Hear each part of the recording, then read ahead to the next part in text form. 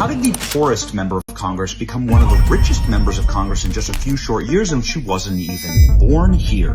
Ilhan Omar is the key to unlocking everything with the Somali fraud. Ilhan Omar has said many times that she is here to represent the interests of Somalia, and that's exactly what she's done in Congress. But she's also represented her own interests. Ilhan Omar entered Congress in 2018 as the poorest members of Congress. She had a negative net worth, negative $65,000 due to student loan and credit card and car debt. You'll find that at $174,000 a year, if she saved every single penny, she'd be worth a couple $100,000 after she paid off her debt. But that's not the case. Ilhan Omar is insanely rich. She's worth $30 million. How did that happen? Two things: massive fraud and her shady-ass husband and his shady finances inflating and ballooning exponentially Ilhan Omar's net worth.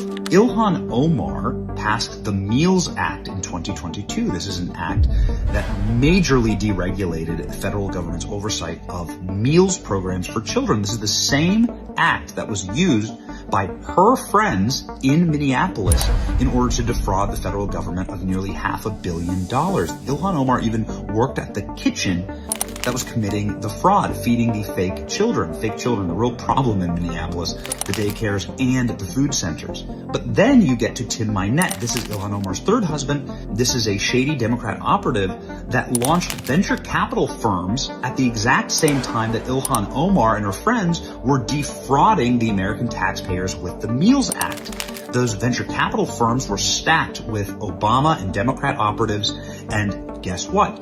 Their valuation ballooned at the exact same time that the fraud was going on. Rose Lake Venture Capital is listed as a $30 million asset on Ilhan Omar's disclosures, yet they don't even have a physical office in Washington, D.C. For such a successful firm, you'd think there'd be something more than a WeWork address, but that's all they got. And they're also scrubbing the names of their board of directors, which used to be staffed with a bunch of Obama officials, former ambassadors, and DNC apparatchiks, now completely gone. What's going on here?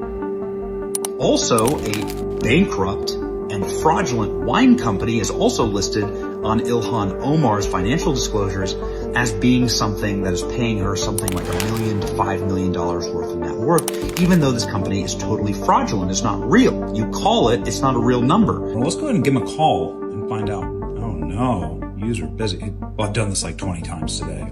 Nobody ever answers because this wine company's fake. It was sued into bankruptcy because of, you guessed it, fraud. The name on one of their wines, The Devil's Lie. You can't make this stuff up.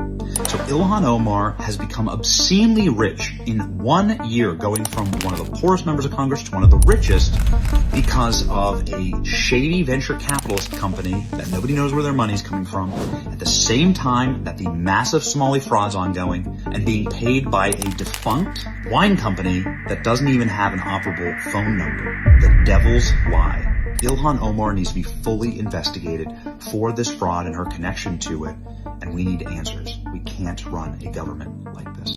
How did the poorest member of Congress become one of the richest members of Congress in just a few short years and she wasn't even born here?